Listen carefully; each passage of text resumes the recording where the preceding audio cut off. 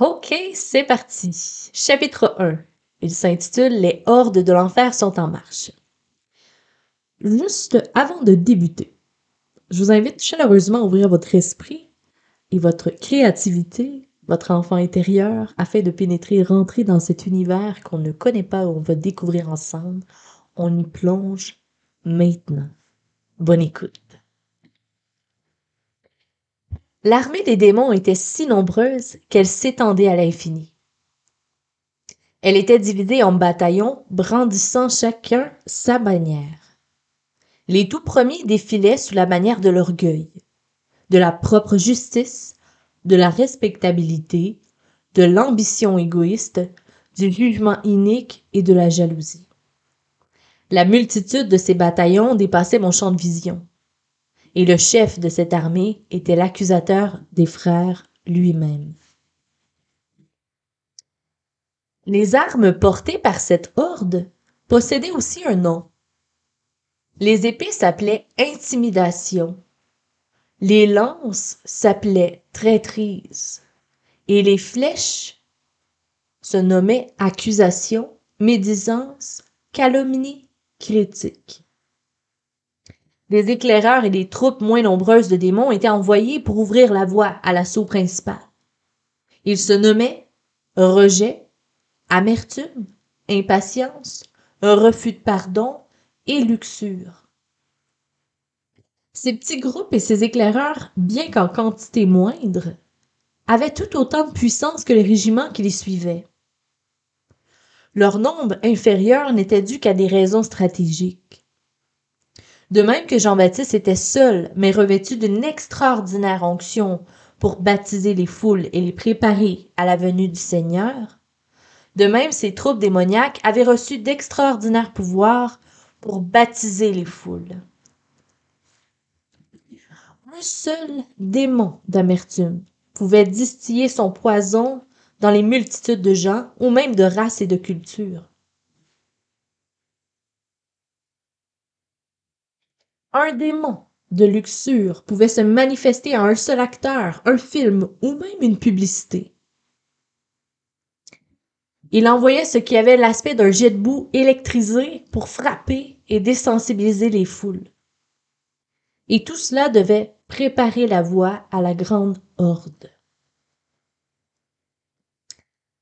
Une stratégie fondamentale de cette armée était de créer la division à tous les niveaux de relations existants. Entre les églises, premièrement, entre assemblées et pasteurs, entre mari et femme, enfants et parents, et même parmi les enfants. Les éclaireurs étaient chargés de repérer les brèches dans les églises, les familles ou les individus. Brèches que le rejet, l'amertume, la luxure et autres démons pouvaient exploiter et agrandir. Les hordes qui suivaient se ruaient dans les ouvertures et submergeaient totalement leurs victimes. Le plus effroyable dans cette vision, c'était de voir ces démons chevaucher non pas des animaux, mais essentiellement des chrétiens. Ces derniers étaient pour la plupart respectables, bien habillés, d'aspect soigné et bien éduqués. Cependant, ils semblaient aussi représenter toutes sortes de modes de vie. Ces gens professaient les vérités chrétiennes afin d'apaiser leur conscience, mais ils vivaient une vie de compromission avec les puissances des ténèbres. Cet accord avec ces puissances permettait aux démons qui leur étaient assignés de grandir et de diriger plus aisément leur action. Bon nombre de ces croyants portaient plus d'un démon, mais l'un d'eux en était indiscutablement le chef. La nature de ce dernier déterminait le bataillon dans lequel il marchait. Même si les bataillons avançaient ensemble, il semble que simultanément, l'armée tout entière était au bord du chaos. Par exemple, les démons de la haine haïssaient les autres démons autant que les chrétiens. Les démons de la jalousie étaient tous jaloux les uns des autres. Le seul moyen pour les chefs de la horde d'empêcher les démons de se battre les uns contre les autres était de maintenir leur haine ou leur jalousie ou autres sentiments dirigés sur les personnes qui leur servaient de monture. Cependant, ces personnes se battaient souvent entre elles. Je savais qu'il en avait été ainsi pour les armées qui s'étaient dressées contre Israël, selon les Écritures, et qui finissaient par s'entretuer. Quand leur dessein contre Israël était déjoué, leur rage devenait incontrôlable et les soldats se mettaient tout simplement à se battre entre eux. Je remarquais que les démons étaient montés sur les chrétiens, mais n'étaient pas en eux, comme c'était le cas des non-chrétiens. Il était évident qu'il aurait suffi à ces croyants de ne plus être en accord avec leurs démons pour en être libérés. Par exemple, si le chrétien, sur qui se trouvait un démon de jalousie, commençait simplement à remettre cette jalousie en cause, le démon s'affaiblissait très rapidement. Quand cela arrivait, le démon en question appelait au secours et le chef du bataillon envoyait la totalité des démons autour du chrétien pour le harceler jusqu'à ce que la jalousie ait à nouveau repris ses droits. Et s'il n'y avait pas de résultat, les démons commençaient à citer les Écritures dont ils déformaient le sens afin qu'ils justifient la jalousie, l'amertume ou autres sentiments. Il était clair que la puissance des démons, était clair que la puissance des démons s'enracinait presque exclusivement dans la tromperie. Il avait aveuglé ces chrétiens à tel point qu'il pouvait les manipuler tout en leur laissant croire qu'il était utilisé par Dieu. Comme les bannières de la propre justice étaient portées par la majorité d'entre eux, les chrétiens ne pouvaient même pas voir les bannières indiquant la vraie nature de ces bataillons. En portant mes regards tout en arrière, je vis l'entourage de l'accusateur lui-même. Je commençais à comprendre sa stratégie et j'étais étonné de sa simplicité. Il savait qu'une maison divisée ne put subsister. Et la fonction de cette armée était de semer la division dans l'Église pour l'amener à sa chute. Il était clair que le seul moyen d'y parvenir était de dresser les chrétiens contre leurs propres frères. Voilà pourquoi la majorité de ceux qui composaient les bataillons en marche étaient chrétiens, ou tout au moins le prétendaient. Chaque pas que faisaient ces chrétiens séduits, pour avoir obéi à l'accusateur, renforçait son pouvoir sur eux. Ainsi, son assurance et celle des chefs de l'armée augmentaient à mesure qu'elle avançait. Il était clair que la puissance de cette armée dépendait de la compromission des chrétiens avec le mal. Derrière ces premiers bataillons se traînait une multitude d'autres chrétiens qui étaient prisonniers de cette armée. Tous étaient blessés et sous la surveillance de démons plus petits, nommés peur. Il semblait y avoir plus de prisonniers que de démons dans l'armée. Chose curieuse. Ils avaient encore leur épée et leur bouclier, mais ils ne s'en servaient pas. C'était bouleversant de voir une telle foule maintenue captive par un nombre infime de petits démons de la peur. Il aurait suffi aux chrétiens d'utiliser leurs armes pour se libérer facilement et causer probablement un grand dommage à toute la horde démoniaque. Bien au contraire, ils poursuivaient leur marche dans la soumission. Au-dessus des prisonniers, le ciel était noir de vautours, portant le nom d'Épression. Parfois, il se posait sur les épaules d'un prisonnier et vomissait sur lui. Ce qu'il vomissait avait pour nom condamnation. Quand la vomissure touchait le prisonnier, il se redressait et marchait plus droit momentanément. Puis il s'affaissait à nouveau, plus faible encore. Une fois de plus, je me demandais pourquoi ces gens n'éliminaient pas tout simplement les vautours avec leur épée, ce qu'ils auraient pu faire sans peine. Il arrivait aussi que des prisonniers les plus faibles trébuchaient et tombaient. Dès qu'ils étaient au sol, d'autres prisonniers se mettaient à les frapper de leur épée en se moquant. Alors les oiseaux venaient dévorer ceux qui étaient à terre avant même qu'ils fussent morts. Les autres prisonniers chrétiens regardaient d'un air approbateur et les frappaient aussi de temps à autre. Incroyable.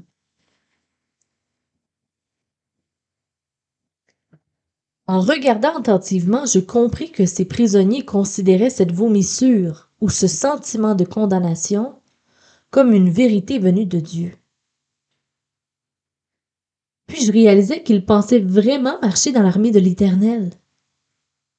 Voilà pourquoi ils ne tuaient pas ces petits démons de la peur, ni ces vautours. Ils les prenaient pour des messagers envoyés par Dieu. L'obscurité créée par les nuages de vautours empêchait les prisonniers de réaliser qu'ils acceptaient tout ce qui leur arrivait comme venant du Seigneur. Il avait l'impression que ceux qui trébuchaient tombaient sous le jugement de Dieu. C'est pourquoi il les assaillait de la sorte, croyant être des instruments de Dieu.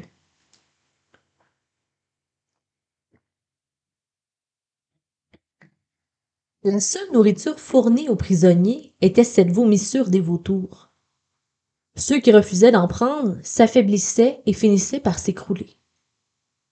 Ceux qui en prenaient étaient fortifiés pour un temps, mais cette force était celle du démon. Puis ils s'épuisaient, à moins de boire aux eaux de l'amertume qui leur étaient constamment présentées. Après avoir bu de ces eaux, ils commençaient à vomir sur les autres.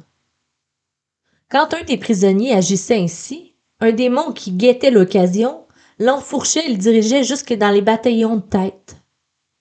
Pire encore que la vomissure des vautours, il y avait un magma, des plus repoussants. Ces démons urinaient et déféquaient sur les chrétiens qu'ils montaient. Cette boue, ou ce magma, c'était l'orgueil, l'ambition égoïste et le reste, qui était la nature même de leur bataillon. Cependant, sous toute cette boue, les chrétiens se sentaient tellement mieux que sous la condamnation qu'ils croyaient facilement que ces démons étaient les messagers de Dieu, et ils considéraient cette boue comme l'onction du Saint-Esprit. Cette armée démoniaque me répugnait au point que j'aurais préféré mourir. Alors la voix du Seigneur vint jusqu'à moi et me dit: « C'est le commencement de la fin pour l'armée ennemie, c'est l'ultime perfidie du Satan. Il libère son ultime pouvoir de destruction quand il utilise les chrétiens les uns contre les autres. Il s'est servi de cette armée à travers les siècles, mais jamais encore il ne l'a utilisée autant qu'aujourd'hui pour accomplir ses desseins. Ne crains pas, j'ai aussi une armée. Lève-toi et entre dans le combat, car il n'est pas un endroit où l'on puisse échapper à cette guerre. Tu dois combattre pour mon royaume, pour la vérité et pour ceux que l'on a séduits. » Ces paroles du Seigneur me réconfortèrent tellement que je me suis mis immédiatement à crier aux prisonniers chrétiens qu'on était en train de les tromper. Je pensais qu'ils m'écouteraient. Ce faisant, il me sembla que l'armée tout entière se retourna pour me dévisager. La peur et la dépression qui planaient sur eux se dirigèrent vers moi. Je continuais à crier, pensant que les chrétiens se réveilleraient et comprendraient la situation. Bien au contraire, la plupart d'entre eux prirent leurs flèches pour m'attaquer. Les autres restaient hésitants, ne sachant que penser de moi. Je compris alors que ma démarche était prématurée et que j'avais commis une grosse erreur.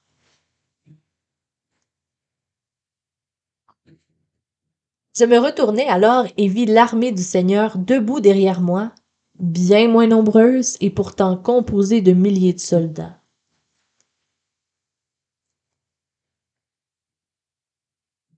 Ce qui me troubla et me désespéra fut de réaliser qu'il y avait en réalité beaucoup plus de chrétiens asservis par le malin qu'il y en avait dans l'armée du Seigneur. Je compris aussi que ce combat imminent serait considéré comme la grande guerre civile chrétienne. En effet, rares seraient ceux qui discerneraient quelle puissance serait à l'origine de ce conflit. J'examinais de plus près l'armée du Seigneur, et il me sembla que la situation était des plus décourageantes. Un très petit nombre de soldats avaient revêtu toute l'armure. Ils étaient nombreux à n'en avoir qu'une ou deux parties. Certains n'en avaient même pas du tout. On comptait déjà beaucoup de blessés. La plupart de ceux qui portaient leur armure entière ne tenaient cependant qu'un petit bouclier qui, je le savais, ne suffirait pas à les protéger de l'assaut imminent. En outre, à ma grande surprise, la majorité de ces soldats étaient des femmes et des enfants. Et faute de formation, seulement une minorité de ceux qui avaient revêtu l'armure complète savaient l'utiliser. À la suite de cette armée, déambulait une foule semblable aux prisonniers qui suivaient la horde des démons, mais ils étaient de nature très différente. Ils avaient l'air exagérément heureux, comme drogués. Ils s'amusaient, chantaient, festoyaient et erraient d'un petit camp à l'autre, ce qui me rappelait la fête de Woodstock. Je courus vers l'armée du Seigneur pour échapper à l'assaut de ces hordes démoniaques, qui, je le savais, allaient s'en prendre à moi. De toute évidence, c'est nous qui allions nous faire massacrer. Cette foule qui suivait l'armée m'inquiétait particulièrement, et j'essayais d'élever la voix au-dessus de la clameur afin de les avertir de l'imminence du combat. Quelques-uns seulement purent m'entendre, mais ils me firent le signe de la paix, me disant qu'ils ne croyaient pas à la guerre et que le Seigneur ne permettrait pas qu'il leur arrive malheur. J'essayais d'expliquer que le Seigneur nous avait donné une armure complète, justement en prévision de ce qui allait se passer. Mais ils me rétorquèrent seulement qu'ils étaient dans une paix et dans une joie parfaite, qui démentait ce que je leur annonçais. Je me mis à prier ardemment le Seigneur, pour qu'il agrandisse les boucliers de ceux qui portaient des armes, afin de protéger ceux qui n'étaient pas prêts pour le combat. Puis un messager vint vers moi et me donna une trompette, en me disant de l'utiliser rapidement. C'est ce que je fis. Et ceux qui étaient au moins partiellement armés réagirent immédiatement en claquant des talons. On leur apporta d'autres armes dont ils se revêtirent rapidement. Je remarquai que ceux qui avaient des blessures ne les couvraient pas d'armure. Mais avant d'avoir eu le temps de leur dire quoi que ce soit, les flèches ennemies commencèrent à pleuvoir sur nous. Quiconque n'avait pas revêtu toute son armure fut blessé. Ceux qui n'avaient pas couvert leurs blessures furent de nouveau frappés à ces endroits. Ceux qui étaient frappés des flèches de la calomnie se mettaient immédiatement à calomnier ceux qui n'étaient pas blessés. Et quant à celle des médisances, ils se mettaient à médire. Et bientôt une grave division se fit dans notre propre camp. Je sentais que nous étions sur le point de nous détruire les uns les autres, comme il est dit dans les armées ennemies, dans les Écritures, qui s'étaient levées pour ensuite s'entretuer. J'avais un horrible sentiment d'impuissance. Puis, les vautours fondirent sur les blessés et les emportèrent dans le camp des prisonniers. Or, ces blessés avaient encore des épées, dont il aurait pu aisément frapper les vautours, mais ils ne s'en servirent pas. Au contraire, ils se laissaient volontiers emporter, tant ils étaient irrités contre ceux qui n'étaient pas blessés comme eux. Tout à coup, je pensai à la foule qui suivait l'armée et je courus pour savoir ce qui leur était arrivé. Chose incroyable, leur situation était pire encore. Des milliers gisaient à terre, blessés et gémissants. Le ciel au-dessus d'eux était noir de vautours, qui les enlevaient pour les faire prisonniers de l'ennemi. Un grand nombre de ceux qui n'étaient pas blessés étaient assis, frappés de stupeur, incrédules, et aussi étaient emportés sans peine par les vautours. Quelques-uns avaient bien essayé de les chasser, mais leurs armes n'étaient pas adéquates, et les vautours avaient même ignoré leur tentative. La colère des blessés était telle qu'ils menaçaient et écartaient quiconque tentait de les aider. Cependant, ils étaient dociles et soumis aux vautours. Incroyable. Ceux de cette foule qui n'avaient pas été blessés et avaient tenté de s'opposer aux vautours se mirent à fuir le champ de bataille. Ce premier affrontement fut si dévastateur que j'avais envie de faire comme eux. Puis, avec une promptitude étonnante, certains de ceux qui s'étaient enfuis commencèrent à revenir, entièrement revêtus d'armure et portant un grand bouclier à la main. Ce fut le premier petit signe d'encouragement dont je me souviens. Ces guerriers qui revenaient ne faisaient plus la fête, mais il y avait à la place une détermination impressionnante. Je compris qu'il s'était laissé abuser une fois, mais qu'il ne se laisserait pas faire une deuxième fois. Ils commencèrent à prendre la place de ceux qui étaient tombés, et même à former de nouveaux rangs pour protéger les flancs et les arrières.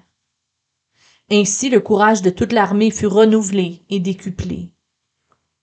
Chacun trouva la détermination de se lever et de reprendre le combat. Immédiatement, 3 grands anges, foi, espérance et amour, vinrent soutenir l'armée. Tandis que nous les regardions, la totalité de nos boucliers se mit à s'agrandir. C'était merveilleux de voir avec quelle rapidité le désespoir s'était mué en foi. Une foi solide, vraiment éprouvée par l'expérience. À présent, chacun avait une épée, la parole de Dieu, et des flèches dont les noms étaient des vérités bibliques diverses. Nous voulions attaquer à notre tour, mais ne savions pas comment éviter les chrétiens que les démons chevauchaient. Puis nous eûmes la pensée que si ces chrétiens étaient touchés par la flèche vérité, ils se réveilleraient et chasseraient leurs oppresseurs. Je tirai quelques flèches et d'autres firent comme moi. Presque tous atteignirent les chrétiens. Cependant, lorsque la flèche vérité pénétrait en eux, ils ne se réveillaient pas, ni ne tombaient blessés au sol. Au contraire, ils devenaient enragés et le démon qui les chevauchait devenait beaucoup plus grand. Ce fut un choc pour nous tous, et nous eûmes l'impression que la bataille serait impossible à remporter. Mais même dans ce cas, nous étions sûrs qu'avec foi, espérance et amour, nous pourrions au moins garder nos positions. Un autre ange, imposant du nom de sagesse, apparut. Alors, il nous dit de combattre depuis la montagne qui était derrière nous. Sur la montagne, il y avait des saillies à différents niveaux qui s'élevaient de plus en plus haut. Et plus nous montions, plus les saillies devenaient étroites et plus il était difficile de s'y tenir. Chaque niveau portait le nom d'une vérité biblique.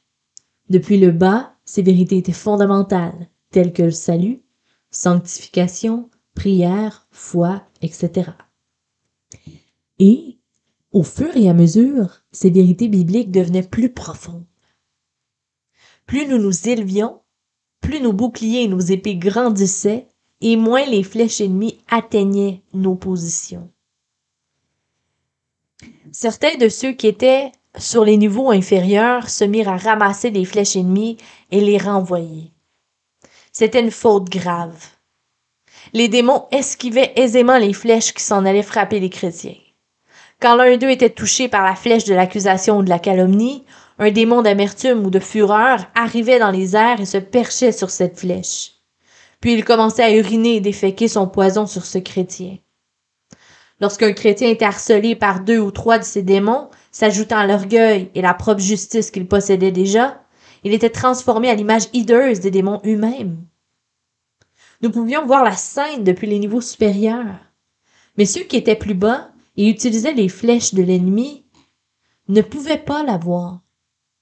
Environ la moitié d'entre nous décida de continuer à monter, tandis que les autres redescendaient pour expliquer ce qui se passait aux autres. On avertit chacun de continuer à monter sans s'arrêter, excepté quelques-uns qui se positionnaient sur chaque niveau pour faire monter les autres soldats plus haut.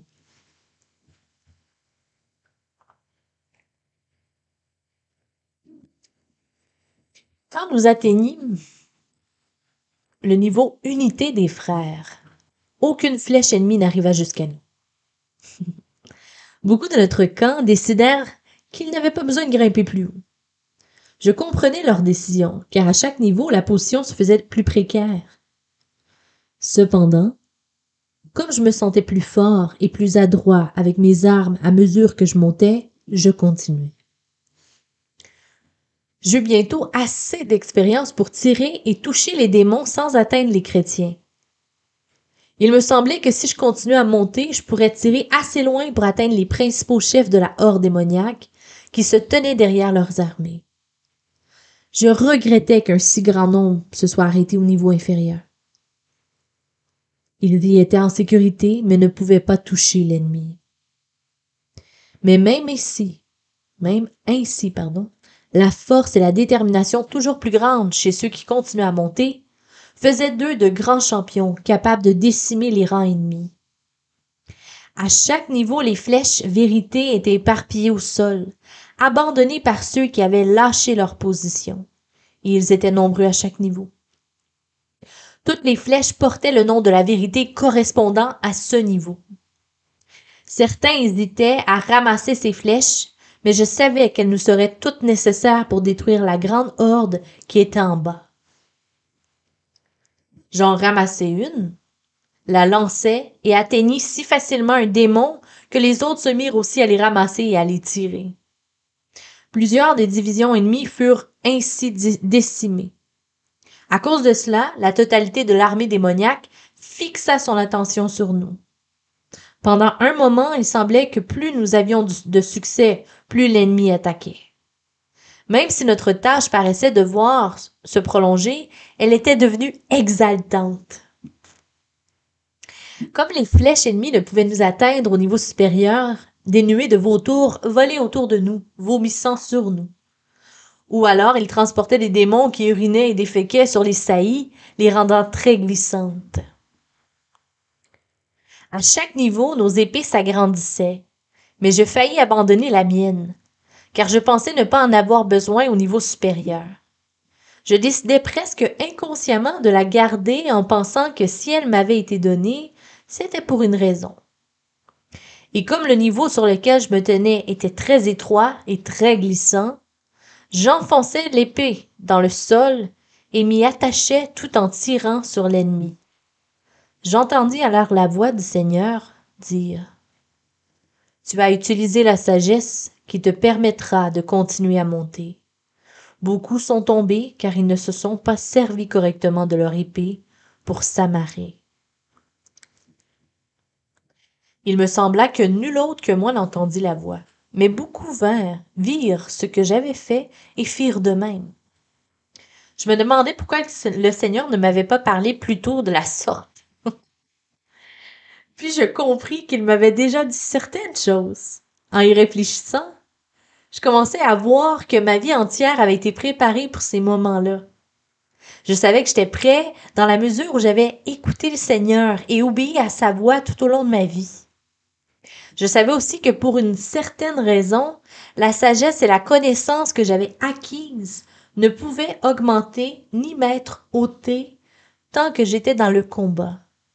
J'étais reconnaissant de toutes les épreuves que j'avais traversées au cours de ma vie et regrettais de ne pas les avoir appréciées davantage alors.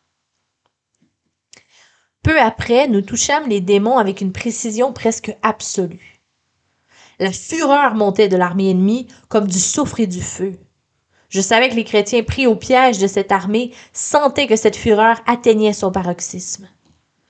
Certains démons étaient si furieux qu'ils commençaient à se retourner les uns contre les autres, ce qui normalement aurait dû nous encourager. Mais ceux qui souffraient le plus étaient ces chrétiens, abusés dans le camp ennemi. Je savais qu'aux yeux du monde, c'était un spectacle incompréhensible, comme si le christianisme lui-même était dans le creuset de l'épreuve.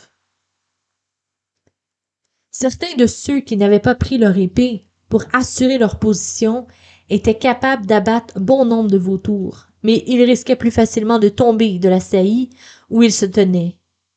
Certains dégringolaient sur un niveau inférieur, mais d'autres chutaient jusqu'en bas, et les vautours les emportaient. Chaque fois que c'était possible, j'enfonçais mon épée plus profondément, ou pour m'y attacher encore plus solidement. Dès que j'agissais ainsi, sagesse se tenait près de moi, de sorte que je savais que le moment était sérieux. Les flèches de la vérité pénétraient rarement dans les vautours, mais le choc suffisait à les faire reculer. Chaque fois qu'ils s'enfuyaient, plusieurs d'entre nous grimpaient au niveau suivant. Quand nous atteignîmes le niveau Galate 2:20, nous étions à une altitude que les vautours ne pouvaient pas atteindre. On va ouvrir la parole à Galate 2:20. Donc, le niveau, c'est j'ai été crucifié avec Christ, et si je vis, ce n'est plus moi qui vis, c'est Christ qui vit en moi.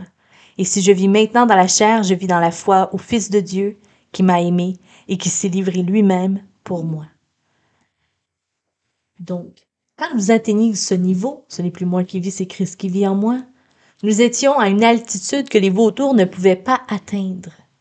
À ce niveau-là, nous fûmes presque aveuglés par la beauté éclatante du ciel. La paix que je ressentis alors m'était inconnue auparavant. Jusqu'à ce niveau, ce qui animait mon esprit combatif était autant la peur, la haine et le dégoût à l'égard de l'ennemi que le souci du royaume et de la vérité ou l'amour pour les prisonniers. C'est sur ce niveau que je me rapprochais de foi, espérance et amour. Jusqu'ici, je les avais aperçus de loin. Cette fois, je fus comme terrassée par leur éclat. Et pourtant, je sentis que je pouvais m'avancer. Quand je fus tout près, ils se tournèrent vers moi et se mirent à réparer mes armes et les faire briller. Bientôt, elles reflétèrent étonnamment la gloire qui émanait de foi, espérance et amour. Quand ils touchèrent mon épée, elle se mit à lancer des éclairs éblouissants. Amour, dit alors. Ceux qui atteignent ce niveau se voient confier les pouvoirs du siècle à venir. Puis se tournant vers moi avec une gravité des plus solennelles, il ajouta « Mais je dois encore t'apprendre à les utiliser. » Le niveau de Galates 2:20, ce n'est plus moi qui vis, c'est Christ qui vit en moi, était si large qu'il n'y avait, semble-t-il, aucun danger de tomber. Il y avait aussi un nombre incalculable de flèches marquées « Espérance ». Nous en tirâmes quelques-unes sur les vautours restés plus bas et elles les tuèrent sans peine.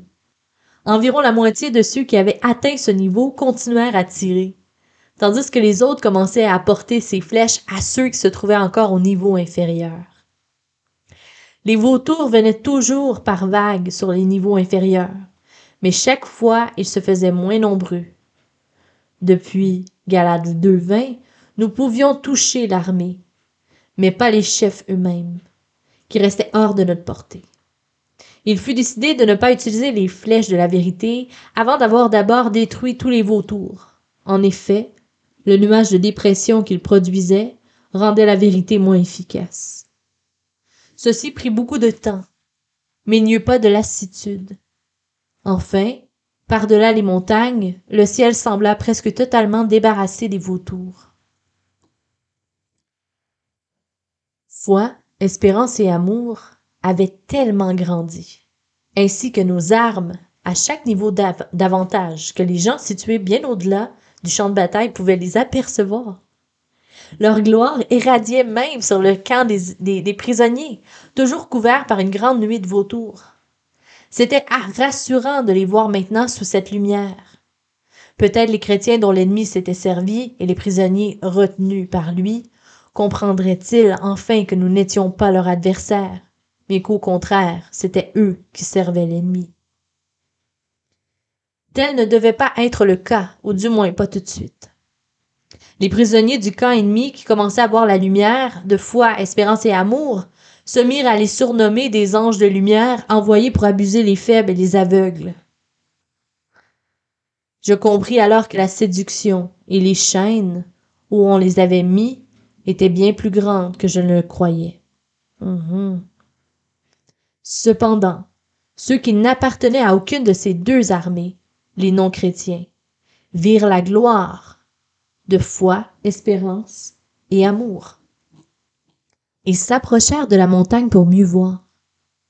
Et ce faisant, ils commencèrent à comprendre l'enjeu de ce combat, ce qui fut un grand encouragement. L'exaltation de la victoire augmenta en nous tous, Je sentais que de faire partie de cette armée et livrer ce combat était une des aventures les plus formidables de tous les temps. Après avoir détruit la plupart des vautours qui avaient attaqué notre montagne, nous commençâmes à ôter ceux qui couvraient encore les prisonniers. Tandis que les ténèbres se dissipaient et que le soleil commençait à briller sur eux, ils se réveillèrent aussi, comme s'ils émergeaient d'un profond sommeil. Leur état leur inspira immédiatement du dégoût, surtout les vomissures qui les couvraient encore. Ils se mirent à se nettoyer. En contemplant foi, espérance et amour, ils virent aussi la montagne et se précipitèrent vers elle. Le horde démoniaque leur lança alors dans le dos les flèches d'accusation et calomnie, ce qui ne les arrêta pas. Quand ils arrivèrent à la montagne, beaucoup avaient une douzaine de flèches ou plus, fichées dans le dos, et pourtant ils semblaient ne pas s'en apercevoir. Dès qu'ils se mirent à gravir la montagne, leurs blessures commencèrent à guérir. Et comme le nuage de la dépression avait disparu, tout sembla devenir plus facile. Les anciens prisonniers se réjouissaient de leur salut. Au fur et à mesure de leur ascension, ils paraissaient tellement submergés de reconnaissance que nous-mêmes nous appréciâmes davantage toutes ces vérités. Ils eurent bientôt un ardent désir de combattre l'ennemi. Ils revêtirent l'armure qu'on leur donna et supplièrent qu'on les laisse retourner attaquer l'ennemi qui les avait tenus captifs et les avait séduits si longtemps. Après réflexion, il fut décidé que nous resterions tous sur la montagne pour combattre de là. J'entendis alors la voix du Seigneur. À nouveau, tu as choisi la sagesse. Tu ne peux vaincre si tu essaies de te battre sur le terrain de l'ennemi. Tu dois rester sur ma montagne sainte. J'étais stupéfait de voir qu'une fois de plus, nous avions pris une décision d'une telle importance, après avoir réfléchi et discuté seulement quelques instants. Je pris la résolution de faire mon possible pour ne prendre aucune décision importante sans prière. Sagesse vint promptement devant moi, me prit fermement par les épaules, plongea son regard droit dans le mien et dit « C'est cela que tu dois faire. » Tandis qu'elle parlait encore, elle me tira en avant, comme pour m'arracher à quelque chose. Je regardai derrière moi et je vis que tout en me tenant sur le large plateau de ce n'est plus moi qui vis, c'est Christ qui vit en moi, j'avais dérivé jusqu'à l'extrême bord, sans même m'en apercevoir. J'avais bien failli tomber de la montagne. À nouveau, je regardais Sagesse droit dans les yeux et elle me dit avec le plus grand sérieux que celui qui se croit debout prenne garde de tomber. Dans cette vie, tu risques de tomber à tous les niveaux. Je réfléchis à cela pendant un moment. Dans l'enthousiasme de la victoire que nous allions remporter et de l'unité avec les frères, j'avais manqué de prudence. Je me dis qu'il était plus noble de tomber sous les assauts de l'ennemi que par négligence. Longuement, nous exterminâmes les vautours et ôtâmes les démons montés sur les chrétiens. Nous découvrîmes que les flèches de différentes vérités avaient davantage d'impact sur différents démons. Nous savions que le combat serait interminable, mais nous ne subissions plus de pertes et nous étions parvenus au-delà du niveau patience. Cependant, une fois libérés de leurs démons, peu de chrétiens venaient sur la montagne. Beaucoup avaient revêtu la nature des démons et maintenant, sans eux, dans l'erreur. Et se maintenaient sans eux dans l'erreur. Ils restaient à leur place finalement, où ce qu'ils étaient. Tandis que les ténèbres des démons se dissipaient, nous pûmes voir le sol bouger autour des pieds de ces chrétiens. Puis je vis que leurs jambes étaient entravées par des serpents. En les regardant avec plus d'attention, je vis qu'ils étaient tous pareils et que le nom honte était écrit sur eux. Nous tirâmes les flèches vérité sur eux, mais sans effet. Nous essayâmes les flèches espérance, mais en vain. Depuis la plateforme, Galates 2:20, il avait été facile d'aller plus haut car nous aidions les uns les autres. Comme il semblait que nous ne pouvions plus faire grand-chose contre l'ennemi, nous décidâmes de monter aussi haut que possible jusqu'à ce que nous trouvions l'arme efficace contre les serpents. Nous dépassâmes très vite les niveaux de vérité sur lesquels nous nous découvrîmes pas d'armes susceptibles d'agir sur les serpents. Foi, espérance et amour étaient avec nous, mais je n'avais pas remarqué que nous avions abandonné sagesse loin derrière. Je mis du temps à comprendre que c'était une grosse erreur. Elle nous rejoindrait au sommet, mais si nous ne l'avions pas négligée, nous aurions remporté la victoire plus facilement et plus rapidement. Nous arrivâmes presque sans nous en douter à un niveau qui s'ouvrait sur un jardin. Je n'avais encore jamais vu un endroit aussi magnifique.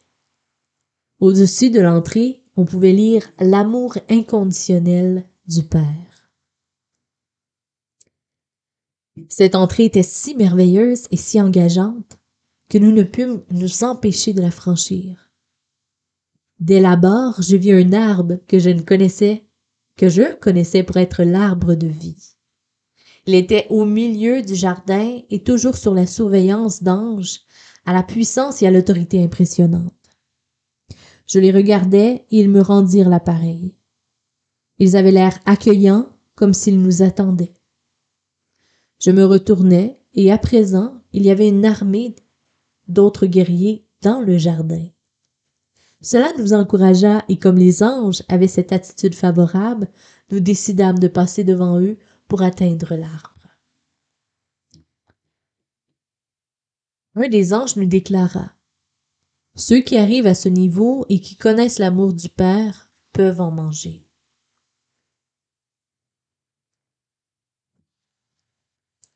Je ne m'étais pas rendu compte combien j'avais faim. Quand je pris du fruit, il me parut meilleur que tout ce que j'avais goûté jusqu'alors, et en même temps, il ne m'était pas totalement étranger. Il m'apportait des souvenirs de rayons de soleil, de pluie, de champs magnifiques, de couchers de soleil sur l'océan, mais par-dessus tout, des gens que j'aimais. À chaque bouchée, j'aimais davantage tout et tout le monde. Puis le souvenir de mes ennemis me revint, et je les aimais eux aussi. Ce sentiment devint bientôt plus fort que tout ce que j'avais pu expérimenter auparavant. Dès l'instant où nous atteignîmes ce niveau, puis j'entendis la voix du Seigneur: « Voilà maintenant ton pain quotidien. Tu n'en seras jamais privé. Tu peux en manger autant et aussi souvent que tu le veux. Il n'y a pas de limite à mon amour. » Je levai les yeux vers l'arbre pour voir d'où était venue la voix, et je vis qu'il était couvert d'aigles blancs.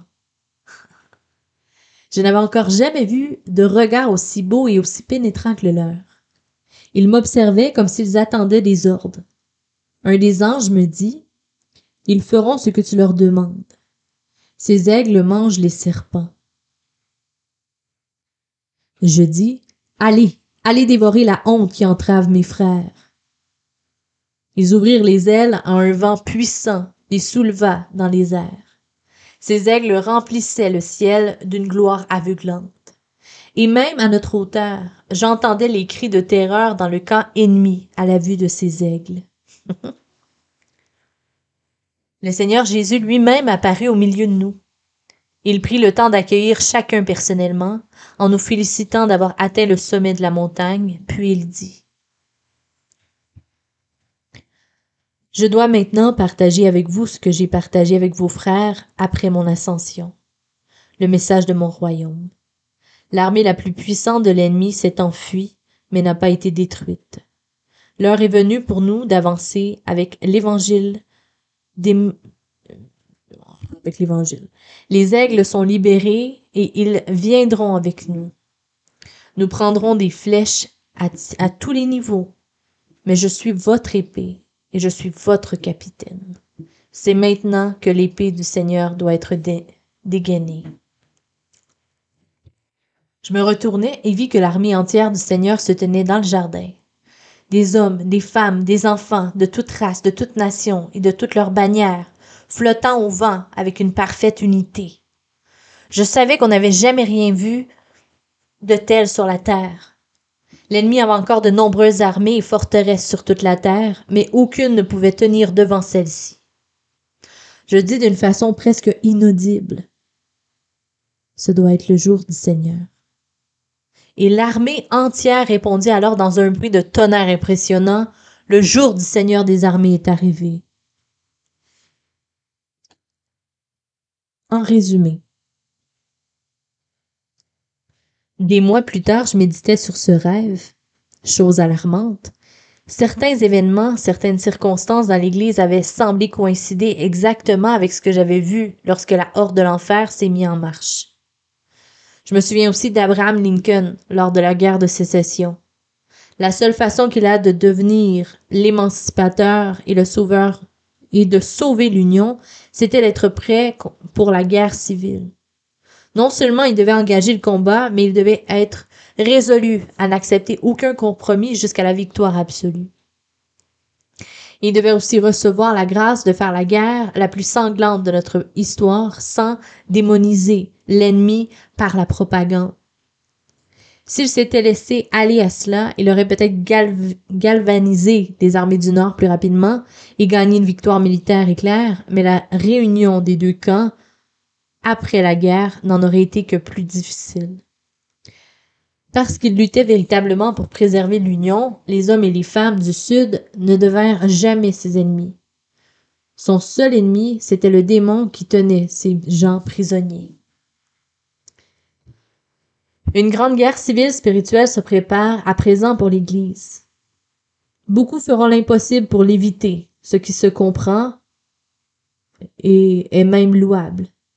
Cependant, le compromis ne saurait maintenir durablement la paix. L'ultime conflit ne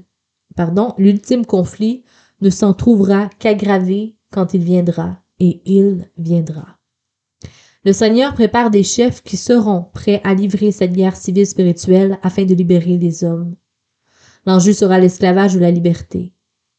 Le second enjeu, qui sera majeur pour certains, sera l'argent. Exactement comme la guerre civile américaine semblait parfois vouloir détruire la nation entière, ce qui arrivera à l'Église semblera parfois marquer sa fin. Cependant, comme la nation américaine non seulement survécut, mais devint la nation la plus puissante sur Terre, ainsi en sera-t-il de l'Église. Elle ne sera pas détruite, mais les institutions et les doctrines qui ont maintenu les hommes en esclavage spirituel le seront.